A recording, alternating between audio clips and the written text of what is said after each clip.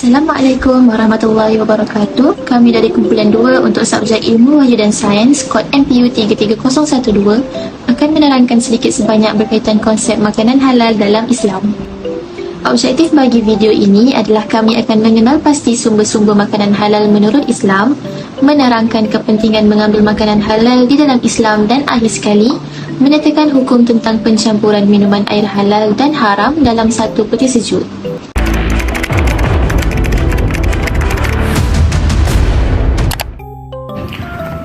Anggota badan perlukan makanan seimbang, baik dan bersih untuk kesihatan tubuh badan.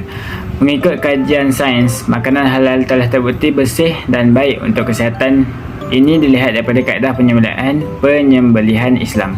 Proses memotong leher bagi memutuskan trakea, esophagus, arteri, karotid dan vena jugular bermatlamat untuk mengeluarkan seberapa banyak darah daripada otot. Darah merupakan sesuatu yang kotor dan darah juga boleh mengandungi bakteria di dalamnya. Makanan halal dapat membantu menghindarkan daripada pelbagai penyakit. Sejak 1997, ahli sains menemukan beberapa virus berpunca daripada binatang tidak halal, iaitu khinzir, yang boleh menjangkiti manusia seperti porcine torovirus, porcine rotavirus, porcine reproductive dan respiratory syndrome virus dan H2N2 swine flu virus.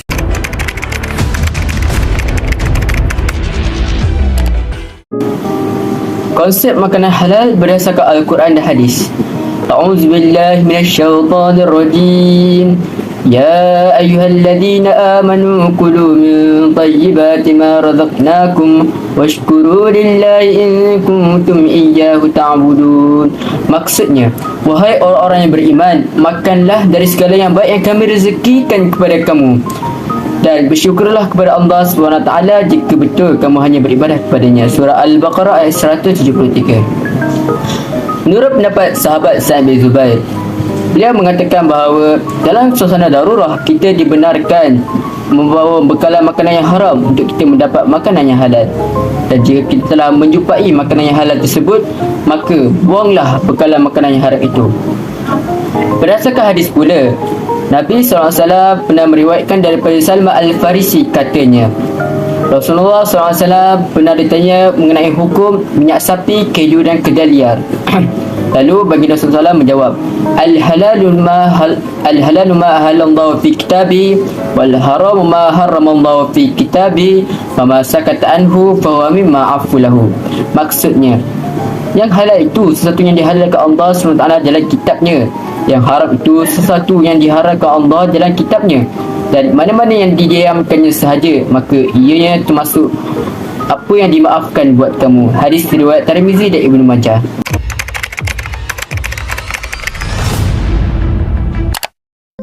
Sebagai orang Islam, kita perlu mencari semua makanan yang halal secara zatnya.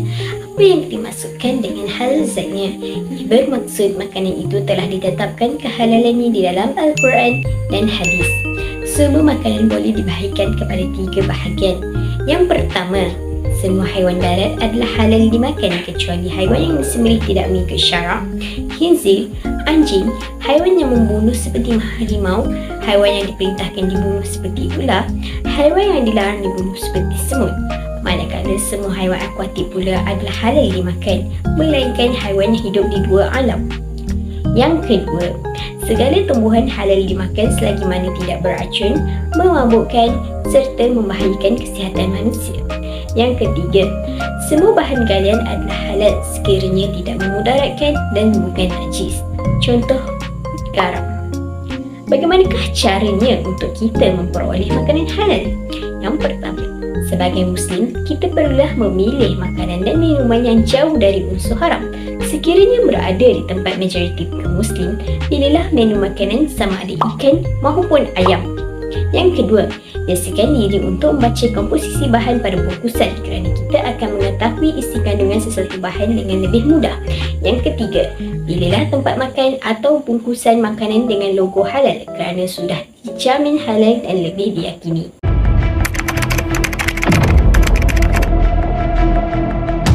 terdapat 3 kriteria makanan dan pemakanan yang halal. Yang pertama, makanan yang diambil mestilah mengikut undang-undang halal dan haram yang sepenuhnya ditentukan secara jelas mengikut Al-Quran dan undang-undang Islam. Dalam matlamat hidup, makan bukanlah sekedar untuk mengisi perut sahaja, tetapi berteraskan halalan thayyiban. Dengan pengambilan makanan yang halal, lagi baik membantu seseorang Muslim melakukan amalan soleh dan lebih bersyukur kepada Allah Subhanahu Wa Taala. Kriteria seterusnya adalah mesti memakan makanan yang baik, iaitu taib. Menurut pandangan Al-Tabari, taib merupakan sesuatu yang bersih dan tidak najis. Makanan yang ambil mestilah bersesuaian dengan diri seseorang serta tidak mendatangkan sebarang kemudaratan pada tubuh badan dan akal. Umumnya, bukan semua makanan halal adalah taiban, tetapi setiap makanan taiban mesti halal. Dan yang terakhir, makanan yang diambil mestilah daripada sumber yang baik dan bersih. Kita perlu mengetahui tentang proses sumber asal hinggalah ke penyediaannya. Makanan yang diambil juga wajiblah mempunyai logo yang halal, terutamanya di Malaysia. Kita perlu memastikan halal jakim terdapat di setiap produk makanan yang kita ambil. Majoriti pengguna Islam bersetuju bahawa dengan melihat logo halal dan membaca kandungan beri keyakinan kepada pengguna untuk membeli barangan tersebut. Logo halal banyak mendatangkan manfaat seperti memudahkan pengguna Muslim kerana logo tersebut disifatkan selamat untuk digunakan.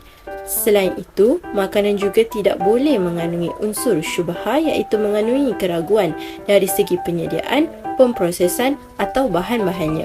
Oleh itu, kita mesti mengambil pendekatan warah, iaitu sikap berhati-hati dalam setiap pengambilan makanan kerana ditakuti terdapat bahan haram di dalamnya.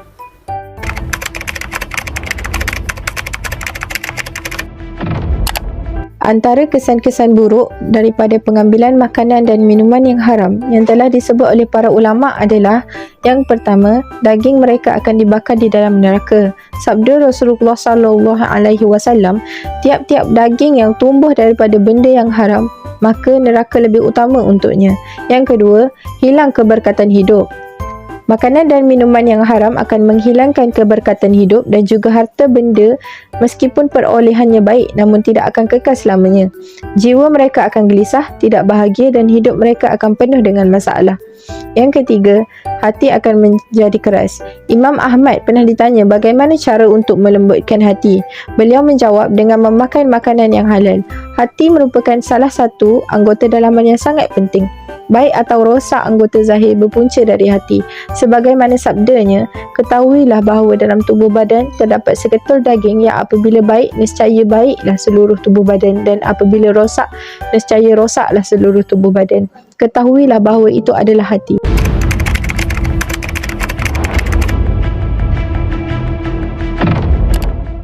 Terdapat dua kepentingan terhadap pengambilan makanan yang halal. Yang pertama ialah doa orang yang memakan makanan halal akan diperkenankan oleh Allah.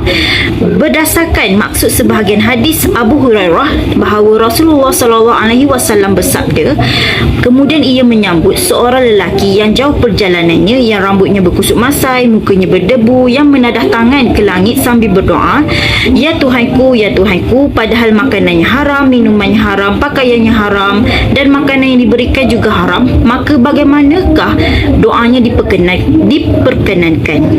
Kepentingan yang kedua adalah melalui kesempurnaan amalannya, di mana seseorang yang hidup mengamalkan pemakanan yang halal akan memberi kesan kepada kesucian hati serta beramal ibadah dengan sempurna. Sebaliknya, orang yang mengamalkan pemakanan yang haram akan menjadi pendinding yang menghalang sesuatu amalan itu diterima oleh Allah. Melalui penjelasan kami dalam video ini, saya berharap agar para penonton dan pendengar dapat mengambil sedikit sebanyak iktibar sekaligus mampu sama-sama kita menitik beratkan kepentingan mengambil makanan halal.